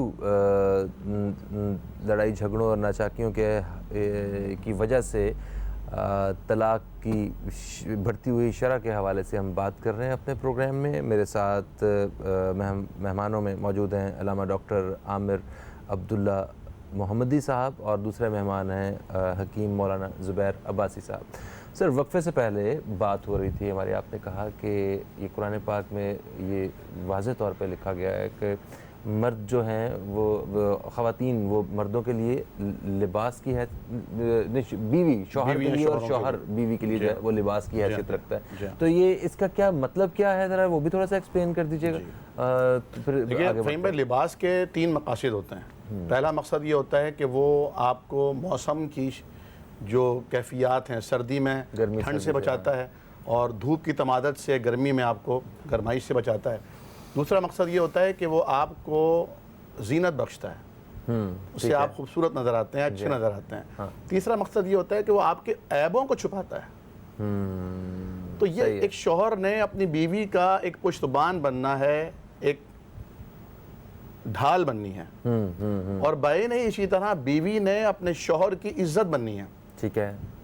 आप देखिए, जब शादी होती है एक लड़के की और एक लड़की से, तो ये होते हैं मैं और तुम, लेकिन जब ये मैं और तुम ही रहते हैं निकाह के मुक़द्दस बंधन में बंधने के बाद भी, तो फिर नाचाकी का आगाज़ हो जाता है। अगर ये मैं और तुम तय कर लें कि हम आज से हम हैं, अल्लाह के मुक़द्दस नाम पर हमने एक नई ज़िंदगी का, एक नए घराने का, एक आईनी ज़िंदगी में ख़ानदान की बहुत अहमियत है और ख़ानदान की पहली इकाई यही ज़ौजैन है। हम आगाज़ करते हैं, जब हम होंगे ना तो दोनों, फिर ऐसा नहीं होगा कि फ़हीम भाई वहाँ बैठे हैं, हकीम साहब और मैं यहाँ बैठे हैं। और आप एक ही हिंसा लिखा है, आप उसे 9 पढ़ रहे हैं और मैं उसे 6 पढ़ रहा हूँ, हालांकि हिंसा एक ही है। एक और एक तो 11 होते हैं ना। नहीं, लेकिन हम तो उसे 6 पढ़ रहे हैं ना, सही है, आप 6 उसे 9 पढ़ रहे 9 पढ़ रहे हैं, हैं, सही हालांकि है। हिंसा तो एक ही है। हाँ। लेकिन जब हम एक साथ आकर बैठेंगे तो हमारे नुक्ता नजर मिल जाएंगे, बिल्कुल हमें सही। हम आहंगी पैदा होगी। सही है। फिर हम जिंदगी के जितने झमेले हैं, जितनी मुश्किलात हैं, परेशानियां हैं, का वो मर्द के मैके से हों या वो लड़की के मैके से हों, वो फिर हम बनकर जब उसे डील करेंगे तो फिर मसला नहीं रहेगा। तो उसके लिए दोनों को इतना बाशऊर होना जी, वो सबसे जरूरी पहला है। जो मसला है वो यही कि लाइल्मी है, इलिटरेसी है। जैसा हकीम साहब ने कहा कि मजहब से दूरी है। हाँ, मजहब यानी से हमारे यहाँ एक इंसान जिसने MBA भी कर लिया है या इंजीनियर बन गया है या डॉक्टरेट कर ली है, मेडिकल लाइफ पूरी पढ़ी है उसने, लेकिन उसके बावजूद भी उसे ये पता नहीं है कि तलाक देने का तरीका क्या है। उसे ये पता नहीं है कि तलाक चाहे आप खेल में करें, हंसी मजाक में करें, गुस्से में करें, ये तलाक तो होगी। हाँ, उसे और अंदाजा ही नहीं है इस बात का। वो क्या नौबत हो सकती है कि जब आपको एक वाकई तलाक लेनी है। इस हवाले से हम बात करते हैं। सर, मैं हकीम साहब आपसे ये जानना चाहूँगा कि वो बुनियादी वजूहात आपको इस दौरे हाजिर में वो क्या लगती हैं कि जिनकी वजह से लड़ाई झगड़ा शुरू होता है। उन 3 सालों का जिक्र किया ना आपने, तो वो 3 साल जो हैं वो उसमें जो शुरू की जो पहली लड़ाइयाँ हैं वो किन किन वजूहात पे वो होती हैं जिनको हम काबू पा सकते हैं। असल में सबसे पहली चीज़ तो जो मैंने अर्ज शुरू में कर दी कि बेदीनी, सबसे बड़ा मसला ये बेदीनी का, दीन से दूरी। अच्छा, दूसरी बात, कुछ एक्सपेक्टेशंस जो है ना वो भी दोनों की एक दूसरे के बारे में बहुत ज़्यादा हो जाती है। ठीक है, जैसे कि हम देखते हैं कि बाज़ दफ़ा यहाँ पर एक तो होती है अरेंज मैरिज, एक होती है लव मैरिज। जी हाँ, ठीक है, लव मैरिजेस के अंदर भी हम देखते हैं कि बाद लव मैरिजेस आजकल नाकाम हो रही हैं। वो क्यों, वजूहात उसकी क्या है? वजूहात उसकी मैं मुख्तसर आपके सामने रखता हूँ। वो ये है कि देखें, जब एक लव का टाइम होता है शादी से पहले, ठीक है, जब उनकी लव चल रहा होता है, मोहब्बत चल रही होती है, उस वक्त क्या होता है, वो थोड़ी देर के लिए मिलते हैं, थोड़ी देर के लिए आपस में बैठते हैं, थोड़ी देर के लिए बोलते हैं। अच्छा, अब शादी के बाद मुस्तकिल 24 आवर्स वो एक साथ रह रहे हैं, पूरी ज़िंदगी अब उन्होंने एक साथ गुजारनी है। शादी से पहले उन्होंने बहुत सारी अपने एक्सपेक्टेशंस एक दूसरे के बारे में रखी भी होती हैं, शादी के बाद शायद वो पूरी नहीं उतरती हैं, जिसकी वजह से घरेलू नाचाकी पैदा होती है। एक बात। दूसरी बात, आपके प्रोग्राम के तवस्सुस से मैं वालिदैन से करना चाहता हूँ, क्योंकि मैंने कुछ मामलात देखे हैं इस हवाले से कि बच्चियों के जो घर वाले होते हैं, उनके बाप, उनके भाई, वो जब तक बच्ची को ये सहारा दे के रखते हैं कि बेटा तुम्हारे बाप का घर, तुम्हारे बाप का दरवाज़ा तुम्हारे लिए खुला हुआ है, ठीक है, ये आपने अपनी बच्ची को समझ लें बर्बाद करने के लिए काफ़ी है डायलॉग कि बेटा तुम्हारे लिए तुम्हारे बाप का दरवाज़ा खुला हुआ है, कभी भी कोई मसला हो आ चल, तुम्हारी 2 रोटियां में कुछ नहीं कहते। बिल्कुल। अब बच्ची ज़हनी तौर पे तैयार है कि ससुराल में सास से, नंद से, अपने खावन से ज़रा सी भी कुछ मसला होना है, मेरे बाप का दरवाज़ा मेरे लिए खुला है, मैं अपने घर चली जाऊंगी। लेकिन अगर बाप और भाई अपनी बेटी को ये तरबियत दे के भेजें, जैसे कि पुराने वक्तों में आपने सुना होगा कि बेटी जा तेरी बारात रही है, वापस उस घर से तेरी जा तेरी डोली रही है, लेकिन निकलेगी अब वहां से तेरी मैयत, ठीक है, तो बच्ची को फिर ये होगा कि नहीं, मेरे माँ बाप के दरवाजे मेरे लिए बंद है और अब इसी घर में मैंने रहना है जो भी हालात। क्या ये जुमला अदा कर देने के बाद माँ बाप के दरवाजे बंद हो जाते हैं? नहीं, माँ बाप के दरवाजे बिल्कुल बंद नहीं होते, वो औलाद के लिए यकीनन खुले हुए हैं। माँ बाप के दरवाजे औलाद के लिए खुले हुए हैं, उनके दिल के दरवाजे भी औलाद के लिए खुले हुए हैं, लेकिन अपनी बेटी को ज़ाहिरी तौर पर समझाने के लिए कि बेटा वही घर तेरा सब कुछ है, अब वही तेरी सास तेरी माँ है, तेरा ससुर तेरा बाप है और तेरा खावन तेरे सर का ताज है, अब उसी घर में तुझे गुजारा करना है उन्हीं मामलात के अंदर रहते हुए, क्योंकि बच्ची को अपने घर में जो फैसिलिटेशंस हासिल होती हैं वो यकीनन ससुराल में नहीं हो सकती। अपने घर में वो 10 बजे 11 बजे 12 बजे भी सो के उठ रही है, लेकिन ससुराल में उसको 6 बजे उठना है, नाश्ता बनाना है, अपने खावंद को ऑफिस भेजना है, बच्चों को स्कूल के लिए तैयार करना है। तो ये घरेलू जिंदगी अब उसकी असल जिंदगी है, अपने खावंद के घर की जिंदगी, और खावंद का मकाम और मर्तबा भी मैंने आपके सामने रखा, लेकिन खावंद को भी सोचना चाहिए कि मेरी बीवी का भी मकाम और मर्तबा है। अब जब हम बच्ची को लेकर आते हैं, हमारी सोच और तसव्वुर गलत होता है। मिसाल के तौर पे एक मिनट आपका और लूंगा मैं इसके अंदर, मिसाल के तौर पे जब हम शादी करके लाते हैं बच्ची को, तो हमारी जो पेरेंट्स होते हैं, लड़के के जो माँ बाप होते हैं, उनकी सोच क्या होती है कि हमारी तबीयत अब ख़राब हो रही है, मैं बूढ़ी हो चुकी हूँ, सास सोचती है, खावंद की माँ सोचती है मैं अब बूढ़ी हो रही हूँ, अब एक लड़की की ज़रूरत है जो घर के काम काज कर लेगी, खाना बना लेगी, ये सब कर लेगी। तो माजरत के साथ आपकी सोच ही गलत है। आपने घर में अपनी बहू लाना या अपने बेटे की बीवी लाना वो नहीं रखा, आपने सोचा है कि मैं एक मासी लेकर आऊंगी, ठीक है, वो घर के काम करेगी। सब मामला एक्सपेक्टेशन से हैं। जब सास ने इतनी ज़्यादा तवक्कात अपनी बहू से रख ली कि वो ये काम भी करेगी, ये काम भी करेगी, वो किसी में सुस्ती होती है, घरेलू नाचाकियाँ शुरू होती हैं। तो आप एक बहू लेकर आ रही हैं और वो घर के मामलात भी देखेगी, कामकाज भी देखेगी, लेकिन अपनी सोचों को अच्छा रखें कि आपने मासी नहीं लाना, अपनी घर की बहू लेकर आना है। बिल्कुल सही, बिल्कुल सही। अच्छा डॉक्टर साहब, कुछ और भी जो इन्होंने बड़ी अहम एक नुक्ते पर रोशनी डाली है इन्होंने, मगर मैं शुरू के जो लड़ाई झगड़े हैं मैं उनके हवाले से कुछ और भी मैं चीज़ें एग्जांपल्स आपके सामने रखना चाहता हूँ। आपने अभी कुछ देर पहले ये कहा कि मर्द जिस मयार का कपड़ा खुद पहने उसी तरह का अपनी औरत को जो है वो भी पहनाए। मैंने ऐसे मर्द देखे हैं ऐसे अपने सराउंडिंग में जो ईदों शबरातों पे खुद वही पुराने कपड़े धो के पहन रहे होते हैं, हाँ, अपने बीवी और बच्चों को नए कपड़े लेके दे रहे होते हैं, ठीक है। 8 घंटे की बजाय वो 16 घंटे काम कर रहे होते हैं सिर्फ अपने बीवी और बच्चों को अच्छी लाइफ देने के लिए, ठीक है। तो कहीं ना कहीं अगर मर्द की जिम्मेदारियां ये बाहर के कामकाज जो है ना ये सारा देखना है, तो मर्द वो अपनी हिम्मत से ज़्यादा भी वो एफर्ट करके वो कर रहा है। औरत भी कोई मामूली का वो बच्चा संभालना 2 घंटे शायद एक मर्द जो है वो अपने घर में बैठता है, तो वो अपने ही औलाद से जो है ना वो कह रहा होता है कि मैं क्या करूं, मैं किसी तरह कोई बहाना ढूंढूं, मैं बाहर ही चला जाऊं, थोड़ा सा गैप आ जाए। तो बच्चे संभालना भी कोई मामूली काम नहीं है। फिर उन बच्चों के साथ साथ जो है ना वो घर के सारे मामलात देखना, तो अपनी अपनी जगह मेरा ख्याल दोनों का काम मुश्किल है। जो पहली लड़ाई जो मैं अक्सर मैं देखता हूँ जो मेरे अपने जानने वालों में और जो सामने, वो अलग घर लेने पे होता है कि लड़की आती है ससुराल में, किसी वजह से सास से नहीं बनती है या नंद वगैरह से, जो एक रवाज बन चुका है कि आपकी उनके साथ नहीं बन सकती, एक माइंडसेट लेके आते हैं कि अभी वो तो सास है, वो आपका कैसे ख्याल रख सकती है, या आप तो बहू हैं। तो वो फ़ौरन शौहर से ये डिमांड की जाती है कि भाई मुझे अलग घर में शिफ्ट होना है। अब ये लड़ाई झगड़ों की पहली जो वजूहात हैं उनमें से ये एक वजह है। इस बारे में क्या कहेंगे और इसको कैसे सॉल्व करना चाहिए? क्या औरत का वाकई हक है, और अगर हक है उसका अलग घर लेने का, तो वो उसे ऐसी वो कौन सी मतलब मर्द इस पोजीशन में नहीं है तो क्या करे वो? जी, यकीनी तौर पर ला युकल्लिफुल्लाहु नफ्सन इल्ला वुसअहा, कुरान ने खुद फरमाया है कि जिस इंसान में जितनी वसअत होगी उतना ही मुकल्लफ होगा। और जैसा कि मैंने आगाज़ में अर्ज़ किया था ना कि जब ज़ौजैन मियाँ और बीवी मैं और तुम से हम बनते हैं तो फिर उन दोनों के मसाइल एक हो जाते हैं, ठीक है। उन दोनों को जब एक साथ बैठकर देखना है कि हमने इस मसले से कैसे निकलना है, तो बीवी ये बात जानती है कि मेरे शौहर की इतनी आमदनी नहीं है कि वो अलहदा घर ले सके। अगरचे अलहदा घर या एक ऐसा घर जिसमें औरत की हुक्मरानी हो, यह एक औरत का ख्वाब है और औरत का एक सपना होता है, और इस्लाम ने इस पर कोई कदगन भी नहीं लगाई। इस्लाम ये नहीं कहता कि आप चाहे मरें जिएँ, कत्ल गारतगिरी मचाएँ, दूसरे को जो है चूल्हों में झोंक दें, लेकिन रहना आपने साथ है। इस्लाम कहता है आप चाहे अपना चूल्हा अलग रखें, लेकिन आपके दिल एक होने चाहिए।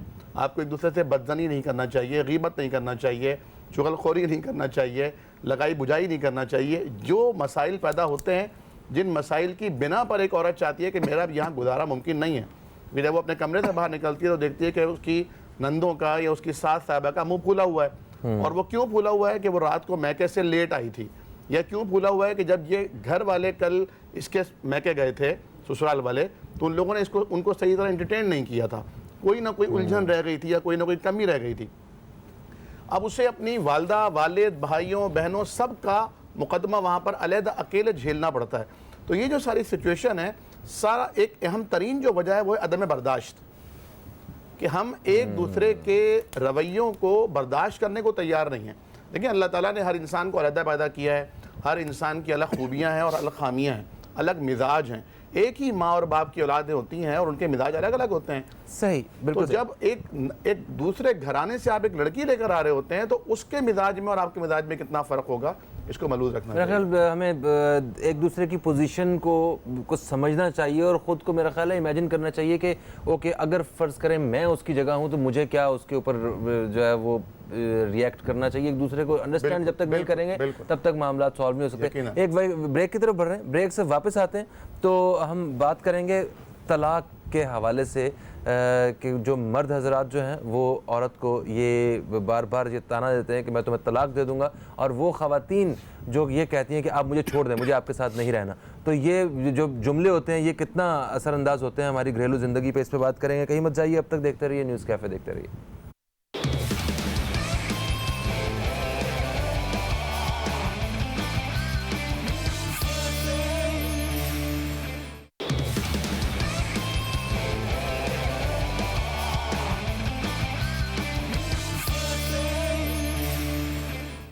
Welcome back. आप देख रहे हैं न्यूज़ कैफ़े। मैं हूं फ़हीम अब्बास और आज हम तलाक़ की बढ़ती हुई शरह के हवाले से और घरेलू लड़ाई झगड़ों के हवाले से बात कर रहे हैं। एक आगाही के हवाले से आज एक छोटी सी नशिस्त रखी है हमने, जिसमें हमारे साथ उलमाए कराम मौजूद हैं। और हकीम ज़ुबैर अब्बासी साहब, आपसे मैं अभी नेक्स्ट क्वेश्चन करना चाहूँगा, मगर कॉलर हमारे साथ होल्ड पे हैं, क्यों ना पहले इन्हें शामिल कर लें। अस्सलाम वालेकुम जी, कौन है हमारे साथ? जी वालेकुम अस्सलाम, मिसेज़ मुगल आज़म बात कर रही हूँ। लाहौर से मिसेज़ मुगल आज़म, कैसी हैं आप? ठीक हैं? अल्लाह का शुक्र, हाँ जी बिल्कुल ठीक ठाक। क्या कहना चाहती हैं, क्या पूछना चाहेंगी? मैं ये कहना चाहती हूँ तलाक के हवाले से, ठीक है तलाक तो आदमी ही देता है, लेकिन वो देखिए अगर तलाक दे रहा है तो जो पहले वाली के हुकूक है उसको वो पूरा कर रहा है। पहले अगर वाली नहीं कर रहा के तो दूसरी शादी के दिमाग क्यों लड़ाता है ये? अच्छा, दूसरी पहले वाली जी जी ठीक है, ठीक है। आपका सवाल जो है वो दूसरी शादी के हवाले से है कि मर्द जो है दूसरी शादी के चक्कर में पहली बीवी को तलाक देने की बात करते हैं। हाँ जी बिल्कुल, ये तो होना ही नहीं चाहिए ना। पहली वाली को तो पूरे हुकूक दे दो, उसके सारे लवाजमात पूरे कर दें, फिर आप सोचें। आप तो बस देखते हैं, नहीं जी नहीं हो गई है बस ठीक है। अब हो सकता है कि वो जो दूसरी कर रहे हैं वो बहुत सारा जहेज भी लेके आएगी और वो हमें हो सकता है घर में बैठा के मुझे खिलाए, और पता चले कि वो जो घर में आई है और उसी ने उस शोहर को बाहर निकाल फेंका है, तो फिर क्या होगा उसके साथ? उसका तो ठीक है, होगा। ठीक है, ठीक है। हमें ऐसे मर्दों पे तरस आ रहा है। Thank you so much. आप मासूम नहीं होते। सही है, कोई भी मासूम नहीं होता है। थैंक यू सो मच, आपने कॉल किया, इस हवाले से हम बात करते हैं। जी हकीम साहब, देखें इस हवाले से जो है मोहतरमा की जो बात है अच्छी बात है। पहली बात तो ये मैं खुद बता दूं, मेरी अपनी भी एक से ज़ायद शादियां हैं, तो अच्छा। 12। लेकिन औरत अगर आप दूसरी लाते हैं, दूसरी शादी अल्लाह रब्बुल आलमीन ने आपको इजाज़त दी है कि आप एक से ज़ायद शादी कर सकते हैं। हाँ, लेकिन अगर आप दूसरी औरत लाते हैं तो फिर वो पहली औरत को आपने तलाक दे के फारिग नहीं करना है। तो इसका ये मतलब नहीं है, बल्कि आप दूसरी औरत लाएं, दोनों के हुकूक में, या तीसरी लाएं, सबके हुकूक में 4 शादियों की इजाज़त है। लेकिन उस वक्त जब आप चारों के या 2 के या 3 के हुकूक अदा कर सकते हो। अगर नहीं कर सकते तो खुदारा मत कीजिए। इस तरीके से पूरा घरेलू सिस्टम बर्बाद हो जाता है। वो औरत जो बेचारी पहले से आई हुई, जो अपना सब कुछ छोड़कर आपके लिए कुर्बान करके आई है, आप एक दूसरी औरत के लाके उस औरत को छोड़ देते हैं। और अमूमन हो क्या रहा है, या तो पहली औरत कहती है कि दूसरी को तलाक दे दो, या दूसरी कहती है पहली को छोड़ दो। अब ये मर्द बेचारा बीच में पिस जाता है। ये मर्द बेचारा नहीं है, ये मर्द की अपनी गलती है कि वो मैनेज क्यों नहीं कर पा रहा है। अल्लाह रब्बुल आलमीन ने इसको बड़ा हाकिम बनाया है। मैंने जैसे आयत पढ़ी थी, अब रिजालु क़वामून अलन निसा, ये औरतों पर हाकिम अल्लाह रब्बुल आलमीन ने इसको रखा है। तो ये इसको अपनी पॉलिसी एक मेंटेन करनी चाहिए अगर दूसरी शादी का शौक है। और अगर नहीं कर सकता तो खुदारा मत करे। ठीक है। और अगर मर्द ये समझे कि ये एक गलत फहमी होती है, आपने कहा ये गलती करता है मर्द, वो ये समझ रहा है कि शायद मेरी घर में लड़ाई झगड़े चल रहे हैं, बीवी से नहीं बन रही, मैं अपनी सारी कोशिशें कर चुका हूँ, अब मैं दूसरी शादी करूँगा और उधर बन जाएगी और वो मेरा बड़ा एक आइडियल जो है रिलेशनशिप रहेगा।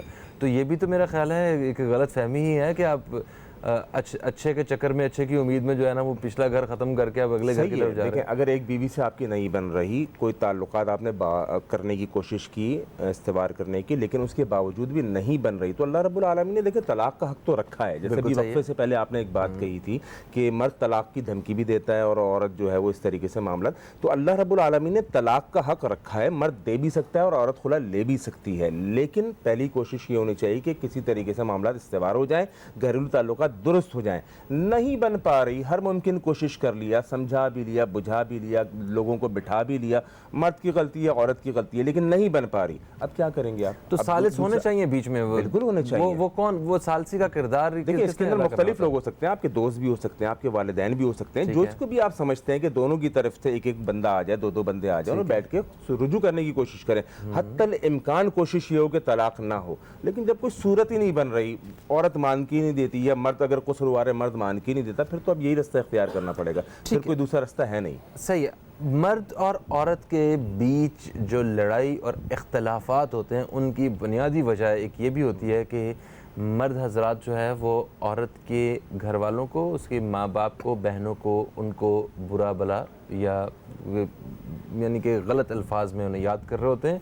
और ख़वातीन भी मर्द की माँ और उसकी बहनों के ऊपर इल्ज़ाम तराशियाँ या इसी तरह की जो गलत अल्फाज हैं वो उनके लिए इस्तेमाल कर रहे होते हैं। मर्द की ये फितरत है कि वो ये बर्दाश्त नहीं करता है और कि उसकी बहन को, उसके भाई, उसकी माँ को या उसके घर वालों को, उसकी माँ को कोई बुरा भला कहे, औरत भी बर्दाश्त नहीं करती सही। है। तो इन सिर्फ रवैयों की वजह से इख्तलाफात जो हैं वो अरूज पे पहुंच जाते हैं। तो ऐसी सूरत हाल में किसको अपना किरदार अदा करना है, मर्द को, औरत को, और इन मामलात को कैसे डील किया जाए दीन इस्लाम की रोशनी में, ज़रा इस हवाले से बताइए। देखिए, दोनों का अपना अपना एक किरदार है, ठीक है। अल्लाह के नबी अलैहिस्सलातु वस्सलाम अपनी बीवियों की जो दोस्तें हुआ करती थी ना, उनके घर भी तोहफ़े भिजवाया करते थे। तो मालूम चला जो बीवी के घर वाले हैं या खावंद के घर वाले हैं वो बहुत ज़्यादा हुस्न सलूक के हकदार है।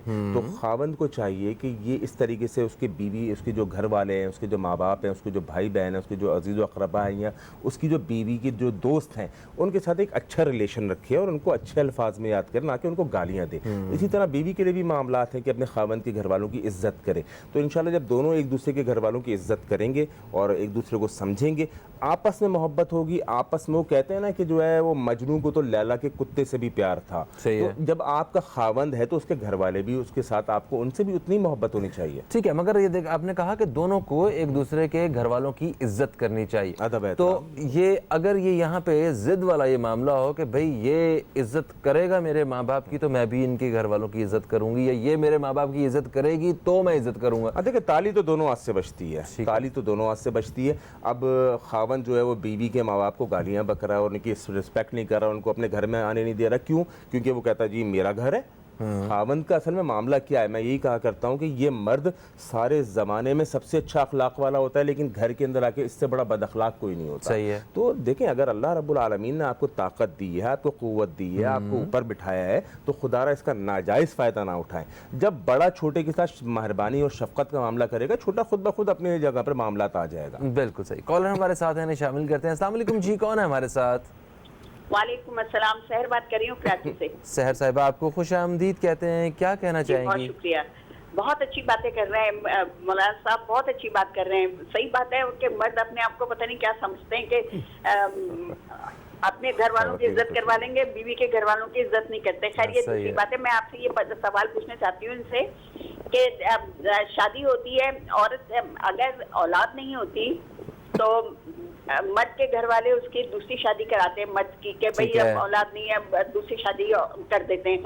अभी पहली बीवी के हकूक मर्द की जिम्मेदारी है कि नहीं, और अगर दूसरी कर ले और दूसरी से भी औलाद नहीं हो तो फिर क्या इसमें क्या है?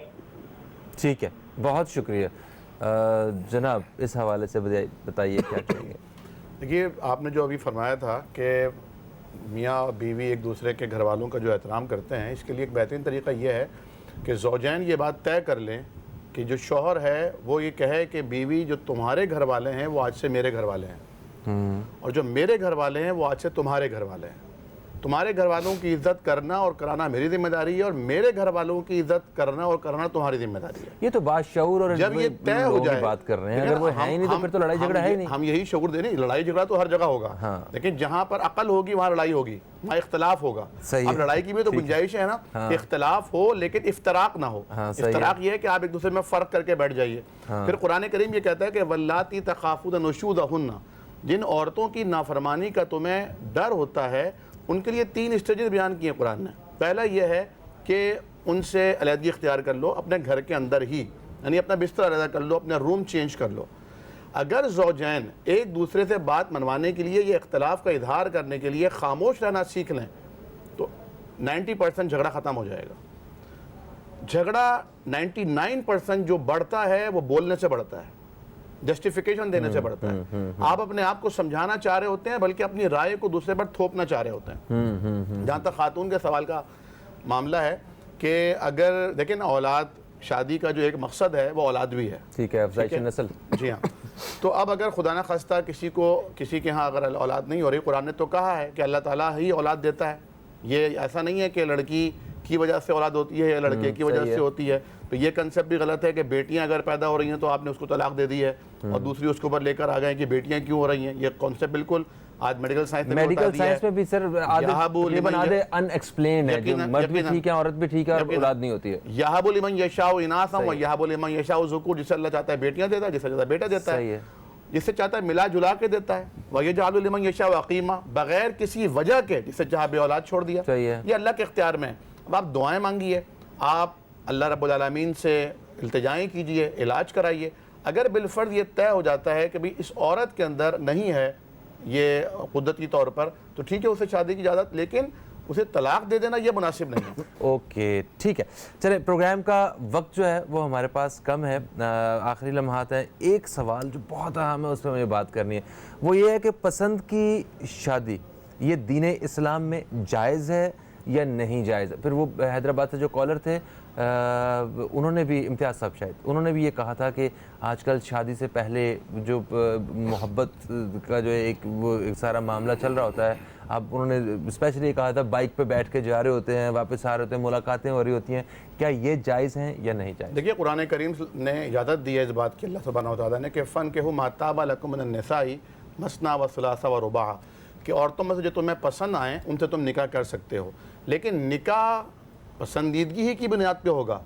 जिसे आप पसंद करेंगे उसी से निकाह करेंगे। बिल्कुल सही है। लेकिन ये मोहब्बत की शादी जो है, इस्लाम इसकी इजाज़त नहीं देता। इस्लाम अच्छा। ये कहता है कि शादी के बाद मोहब्बत की जाए। पहले पसंद किया जो जाए। पाकीज़ा मोहब्बत है वो शादी के बाद होगी, यानी औरत को देखने तक की इजाज़त दी गई है कि आप औरत को देख सकते हैं, तो देखने से आप उसे पसंद करेंगे। बिल्कुल सही। लेकिन जो इस तरह जो बेमहाबा घूमना फिरना है, इसकी शरीयत में बिल्कुल भी इजाज़त नहीं है। सर, आप दोनों मेहमानों का बेहद शुक्रिया, आप तशरीफ़ लाए और नहायत हसास मौजू पे बड़े आसान तरीके से आपने रहनुमाई फरमाई। अल्लाह ताला जिनके घरों में सुकून नहीं है, सुकून पैदा करे। और एक चीज़ इस जुमले के साथ कि इंसान अच्छी और बुरी आदत का मजमुआ होता है और हमें दूसरे इंसान को इन दोनों अच्छी और बुरी आदत के साथ ही कबूल करना होता है। तो फ़हीम अब्बास को, न्यूज़ कैफ़े टीम को दें इजाज़त। आप दोस्तों से इंशाअल्लाह फिर मुलाकात होगी, तब तक के लिए खुदा हाफ़िज़। पाकिस्तान जिंदाबाद।